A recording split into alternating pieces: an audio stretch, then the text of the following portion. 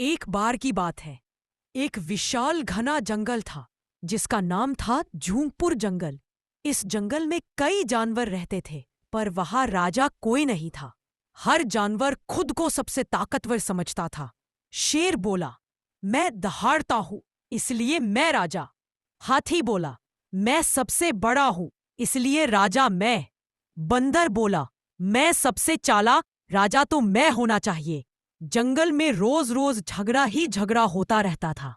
उसी जंगल में एक अजीब सा मगर प्यारा जीव आया, तूजू। उसके कान खड़े, पूंछ लंबी और रंग इंद्रधनुष जैसा था।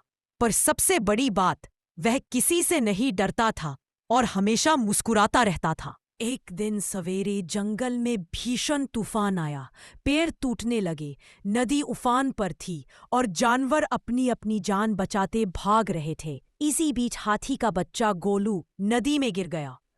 सभी जानवर डर गए, कोई भी पास नहीं जा रहा था। तभी तूजू आगे कूदा। उसने अपनी चमकती पूंछ को लंबा कर बनाया एक रस्सी जैसा पुल। सबकी आंखें फैल गईं। तूजू चिल्लाया, गोलू इसे पकड़ लो। गोलू ने पूंछ पकड़ी और तूजू ने पूरी ताकत से उसे बाहर खींच लिया। पूरा जंगल हक्का बक्का रह गया। तूफान के बाद जानवरों की सभा बुलाई गई।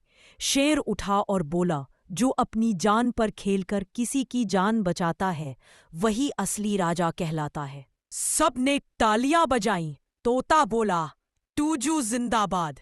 बंदर बोला, राजा हमारे तूजू।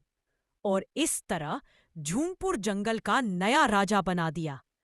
पर तूजू ने एक शर्त रखी, राजा मैं रहूंगा, लेकिन हमारे जंगल में राज नहीं। और सच में उसके बाद जंगल में कभी झगड़ा नहीं हुआ।